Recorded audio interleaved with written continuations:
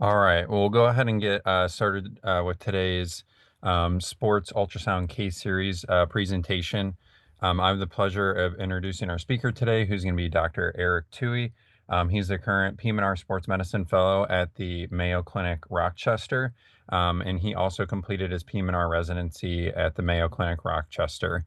Today, he's going to be giving us a presentation on the Knot of Henry intersection syndrome. Thanks for having me today here. I said am the current sports fellow at Mayo Clinic Rochester, and we'll be discussing case of ultrasound of the master knot of Henry intersection syndrome. Before I get going, I'd just like to thank my advisors and mentors, Dr. Betchers, Romero, and Dr. Sellen for helping me put together this case. So, learning objectives for the case here. We're going to demonstrate the importance of a protocol-based approach to the medial ankle slash plantar midfoot.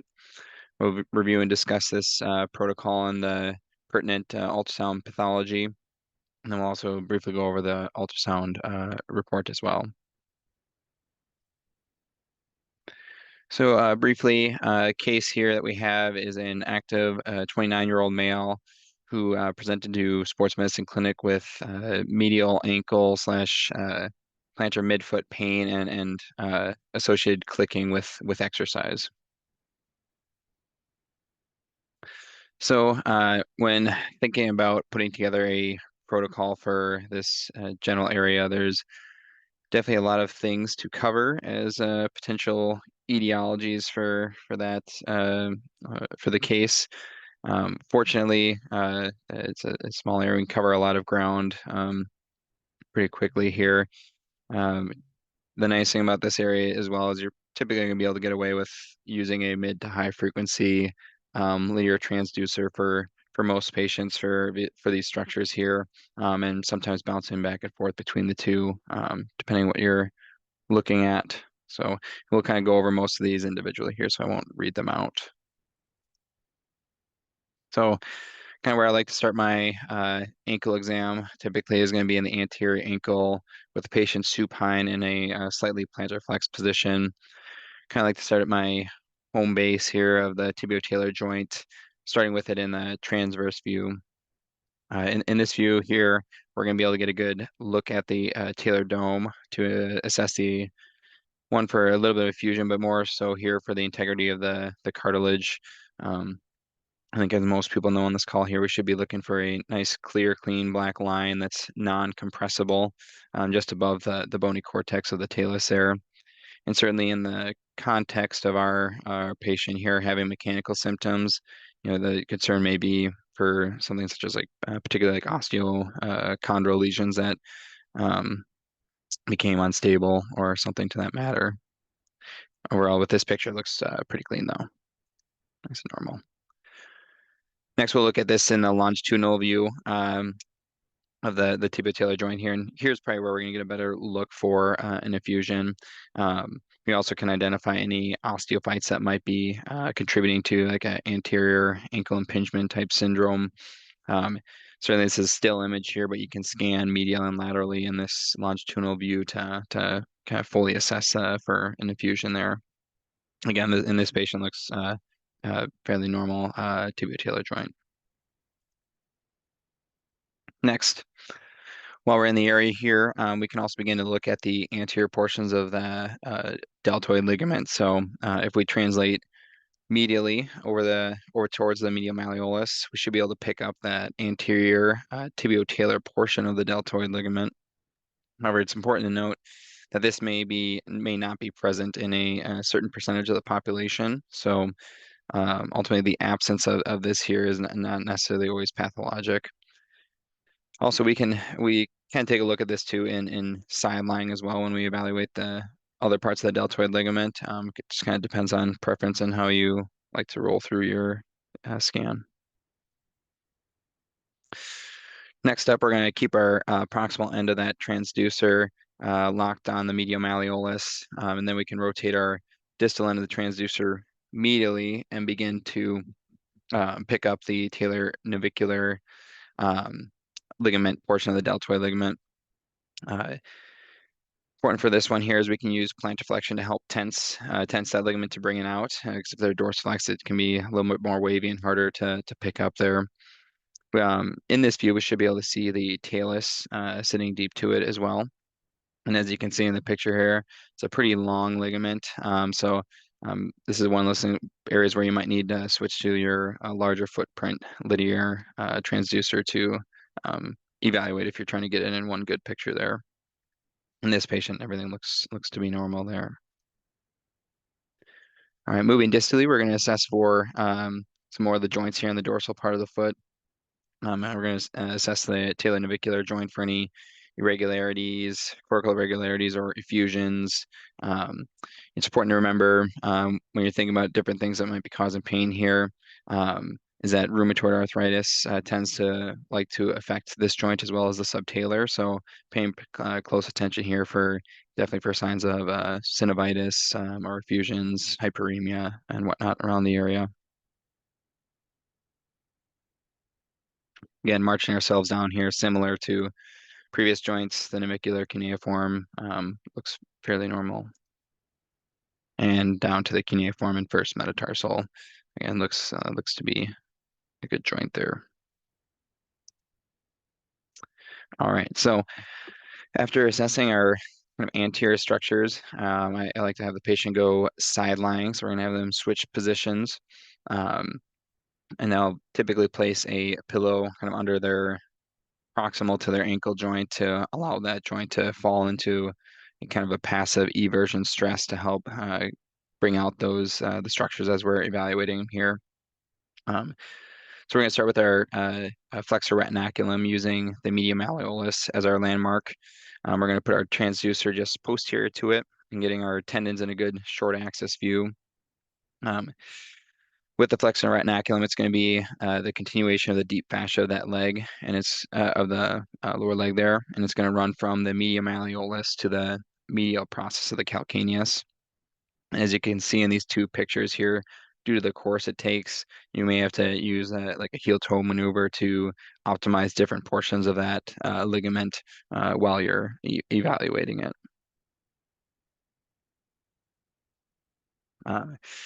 Next, you can also stress this retinaculum here, and certainly with his symptoms of clicking and popping, it was chosen to do so here to assess for any injury to that ligament, but also any subsequent subluxation or dislocation of those tendons due to that possible injury. We'll play the video here, but this can be done in a few different ways, whether it's a circumduction of the ankle. Otherwise, you can also do plantar flexion, dorsiflexion, or even like a resisted inversion test to kind of really stress that retinaculum and assess for injury there. Here, we're not seeing any subluxation, which is a good sign for him. Oh, did not go. There we go. So after assessing our retinaculum, we're going to move on to evaluating the remainder of the deltoid ligament. So in this side-lying position, I like to start with a tibiocalcaneal ligament. That tends to be a relatively simple one to pick up as it runs in its longitudinal plane from the anterior medial malleolus to the cestum tali. With this in view, we again should have that talus bone in view as well, just deep to it. And thus we can also evaluate the medial portions here of our tibiotalar joint and subtalar joint as well.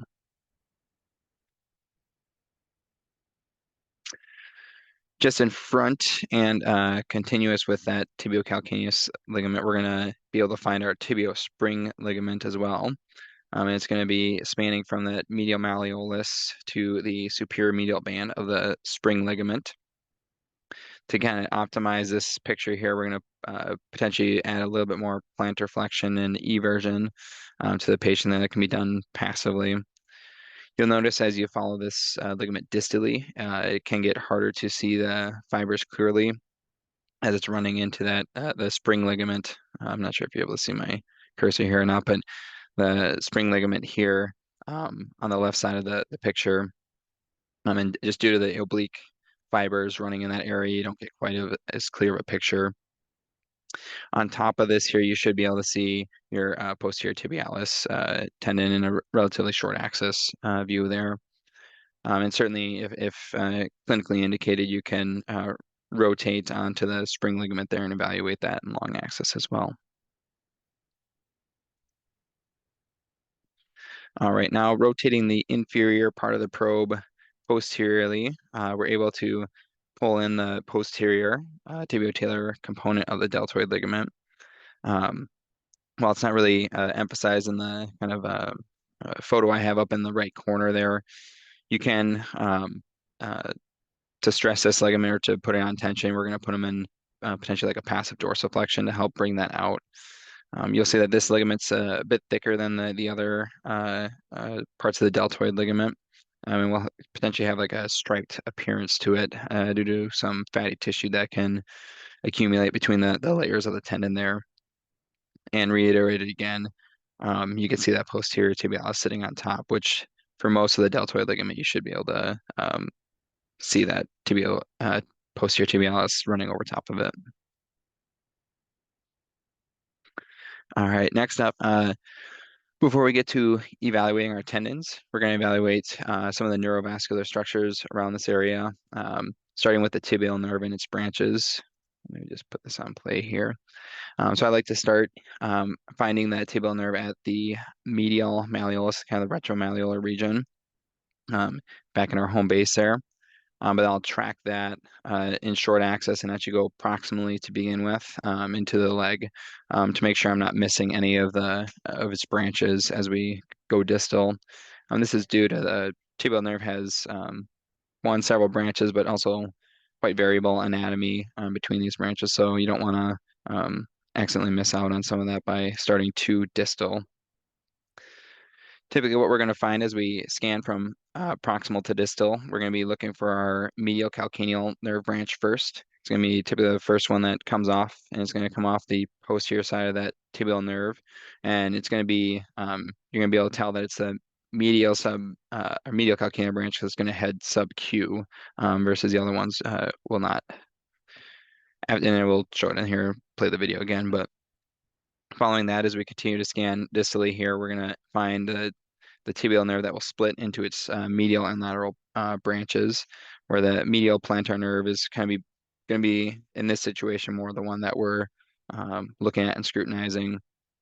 It's going to be larger than the lateral plantar nerve, and it's going to travel down the medial aspect of the foot, deep to the abductor hallucis, and head towards that knot of Henry. The lateral plantar nerve will have a more deep and oblique course compared to the medial plantar nerve. Again, depending on the clinical situation, you can also look at for Baxter's nerve that comes off the lateral plantar nerve. And you're going to be looking for that around the level of the quadratus plantae and abductor hallucis.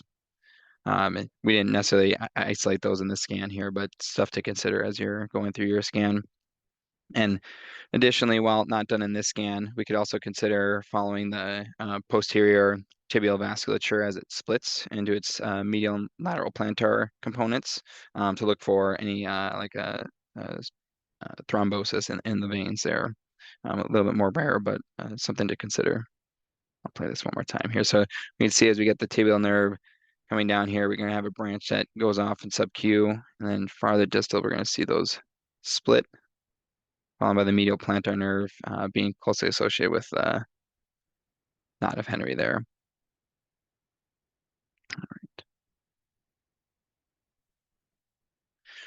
Now moving on to the assessment of our medial ankle tendons. We're going to start with the tibialis posterior, starting at our home base in the retromalleolar region.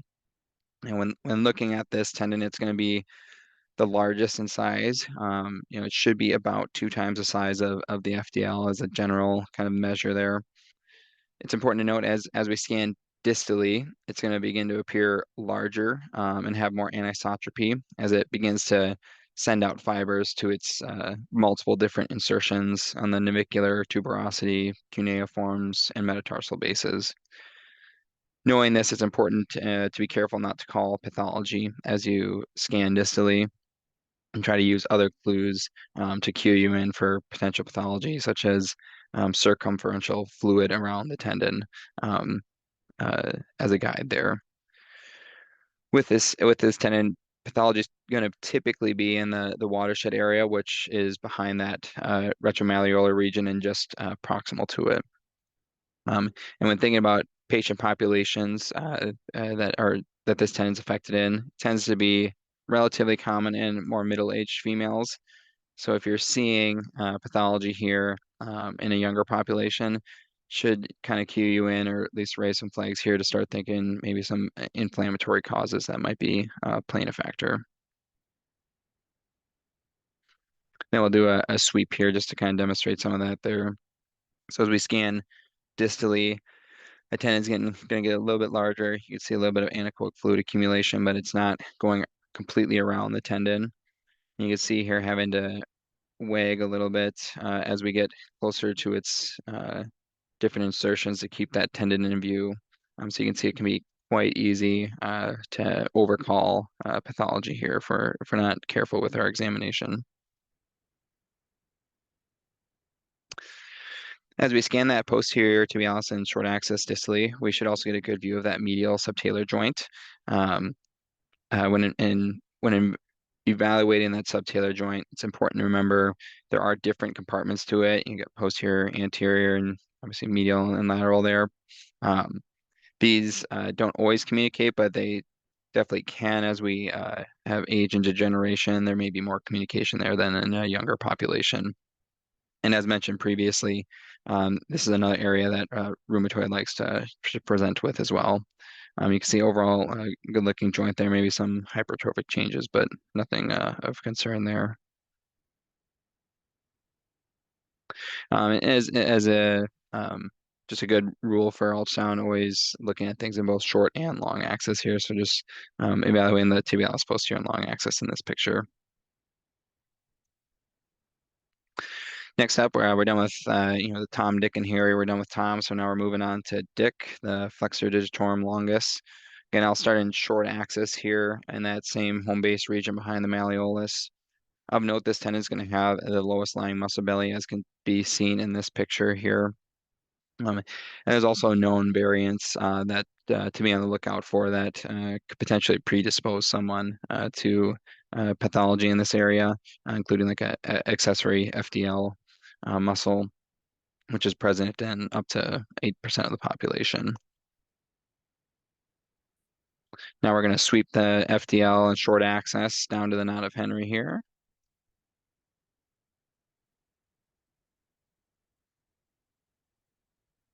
And that down there, and as we scan distally, we're going to see that tendon dive a little bit deep there and start to rest on top of the FDL or FHL here as we get to that plantar midfoot region there. And we'll take a little closer look at this region a little later in this presentation here as well.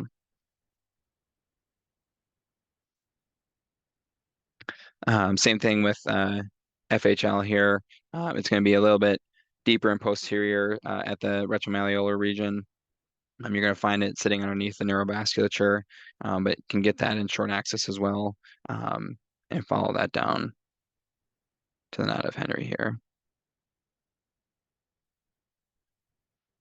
Again, we'll take a closer look at that as well as we keep moving on here. All right. As I mentioned, it's important to look at things in short and long axis here. And while this is a scan of the kind of medial ankle and plantar midfoot, it's important to realize the structures here also extend beyond that area. And so you may need to move distally depending on what patient and clinical pictures going on in front of you here. So knowing where this patient's pain was, but knowing the tendons that are around that area, we scanned the long axis of that FHL all the way to its distal insertion there on the distal phalanx. We're going to look over the intersesamoid ligament there as it crosses over. And we're also going to do a dynamic scan here, knowing that he had clicking and kind of mechanical symptoms is one of his main complaints there. You can imagine that long course of the FHL, there's potentially several areas where this can happen. So it's important to realize that and adjust your scan as necessary. So you can see here we're passively flexing and extending his tendon here, just looking for any mechanical like snapping of the tendon or any recreation of his symptoms that correlate with ultrasound findings there. And overall, things looked normal and good movement from the tendon in that area.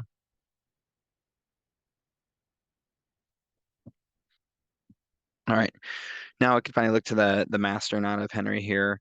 Um, this will just be our first initial kind of um, sweep of the tendons here, getting down to the master knot of Henry. You can kind of tell too, there's a lot going on in this area, so it's important to be careful with your scan, but also using, as it gets a little cluttered down there, you can certainly try to use differential anisotropy to make sure you're bringing out those tendons. And ultimately, if you're losing yourself, you can always scan back up to your home base at the retromalleolar region, um, and continue to try to work to trace them down.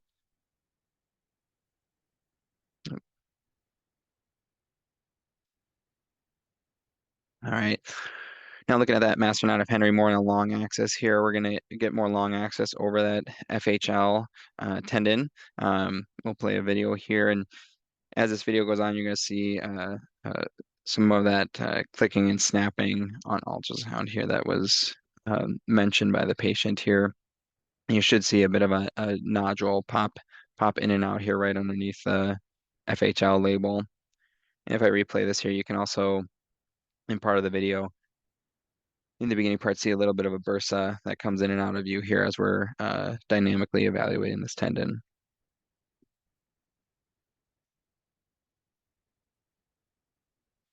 This is again just kind of another view here. In the still photo, we can see a nice clear bursa. You can see that nodule come into view at the very end of this sweep here. And the nice thing about utilizing ultrasound in this situation here is that it can be interactive with the patient. So you're able to ask them, is this recreating your symptoms? And fortunately for this patient, it was he was very symptomatic. He felt the click and pop and pain that he was experiencing. Um, that's just adding to our confidence that we're finding his potential pathology there.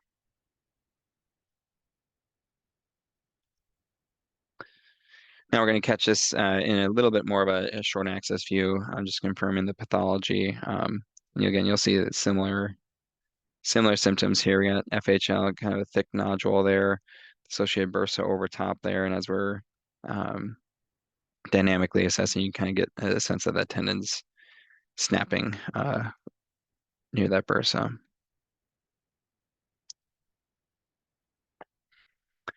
Finally, the other thing, like I said, that's intimately associated with this area is going to be that medial plantar nerve resting over top of it. So certainly that can be either the main cause of symptoms or potentially can be affected by other pathology in the area. So important to assess that medial plantar nerve throughout its course there, looking for any thickening or swelling of the plantar nerve. If you're seriously concerned about this and it's not clear, you can always look towards indirect signs of denervation by looking at some of the muscles that innervates, such as the flexor hallucis brevis or the first lumbrical, and kind of comparing those um, muscle bellies to nearby muscles as well, or contralaterally. So now that we've finished up the medial part of our exam here, we're going to just complete up the scan. We're going to have them flip to prone position. We're going to take a closer look at some of those posterior structures, starting with the subtalar joint. As you can see in this picture here, it can be quite a deep scan here. So if you were using a higher frequency linear transducer, you may want to switch to more of a mid-frequency here to get the adequate depth. So we can see the subtalar joint denoted by the arrow there. It's important to know when evaluating this tendon here, if you're seeing a fusion, that it does communicate with the ankle joint, the tibio-talar joint in 10 to 20% of the population. In this area here, you can also look for a stator process or os trigonum as well that might be contributing to some of their mechanical symptoms. This patient did not have that there. And then quickly, we'll want to make sure we look over the plantar fascia as well, because this area very common pathology in this area. So you're going to look at both short and long axis, evaluating the thickness of it, make sure it doesn't look, too thick. Generally looking at 3 to 4 millimeters as your cutoff there. You're going to switch to short axis, evaluate it there, and you can scan it out, get the medial, central and lateral bands as indicated. And certainly can assess the fat pad here as well for any signs of like a fat pad fracture. All right, so overall done with the scan here. Briefly go over the report. So I like to break it down just kind of how we did here with going through tendons, ligaments, nerves, and whatnot there. Overall, most of this appearing pretty normal. However, we note that at the flexor hallucis longus, we saw normal appearing tendon at the tarsal tunnel. Then we went, as we scanned towards the knot of Henry, there was a focal nodular thickening of the tendon with associated bursal fluid. I also like to note that in here, we did do dynamic maneuvers that reproduce that patient's symptoms. So overall, we came up with the impression of master knot of Henry intersection syndrome in the setting of a snapping flexor hallucis longus tendon nodule. Won't go over much of the literature here, but certainly it is master knot of Henry is a known clinical entity. And it's typically describing some pathology around where those two tendons cross over each other. Specifically within the flexor hallucis longus tendon, there is a few sites of known areas that can kind of get like almost like a stenosing tenosynovitis type picture along its course. Typically, these are happening either at the hallucis or in the retro posterior medial ankle. However, it can happen at the knot of Henry as well, as was the case with our patient. And as I mentioned, it does happen, typically happen in a chronic repetitive type picture, typically in an active population. So final conclusions here, master knot of Henry intersection syndrome. It's a known entity and it has several mimickers of pathology in that medial ankle and plantar midfoot. Ultrasound can be a useful adjunct to physical exam and other imaging modalities to help determine the etiology. And certainly having a systematic method of evaluating this area is important to ensure that you don't miss any of those potential mimickers. And also knowing that while you may have your base protocol there, with the tendons that are involved in this, you may need to scan distally as well to look for those other potential mimickers to make sure pathology is not missed. All right, and that is it. All right, Eric. Thank you so much for that very detailed presentation. I mean, I think you did a very thorough, protocol for the region, which can be pretty extensive. And as you had mentioned, you kind of have to hodgepodge some things together. It's not just always medial. You can be going to the plantar aspect of the foot as well too, the anterior, ankle, and then even following these structures distally. So I think you did a really good job of just emphasizing just a comprehensive protocol, for this region. One thing that I would just, add on, for this as well too, which you had already mentioned, is just getting comfortable looking at those joints, in the region. I think, first off, when you're just kind of looking at the soft tissues and the tendons and the ligaments, you kind of forget about the underlying joints. And just obviously, these can be causing pathology.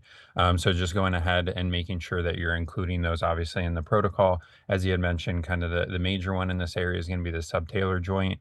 You can be evaluating that at, different areas along the medial, posterior, and even lateral for pathology, as well too. And then obviously just the tenonavicular, especially along the midfoot region, just for additional pathology. For some of the more beginners, doing this scan, you had mentioned kind of the home base of that medial malleolus. I think another good place then too is as you're getting closer to the knot of Henry is doing that cestum tachium tali for the calcaneus. And that's a good area that you can kind of once again identify these tendons as you're going down distally, just because you're going to have that tibialis posterior, which typically will be kind of dorsal and then you're going to have the flexor digitorum sitting right on top of the sustentaculum tali, and then you're going to have the FHL just plantar to that area. So as you had mentioned, sometimes with the contour of these tendons, it can get very confusing. You can get lost really quickly, and so I at least think having those kind of two home bases to identify all these tendons is helpful. And then lastly, for the protocol, you had mentioned the plantar fascia, so just adding in, different regions for this. And I think that's a very smart call because, with these patients, you can definitely get a lot of mimicking pathology with plantar fasciopathy. And one of those is that you can get plantar fibromatosis as well, too, especially in that midfoot region. So just making sure including that in the protocol. So. But those are all the comments that I have to make. I'll open it up for anything else or any other questions. All right. Otherwise than that, I'm not seeing anything in the chat or anyone else chiming in. So I think that will then concludes today's ultrasound presentation. So thanks again, Eric. Appreciate it. Yeah, thanks for having me.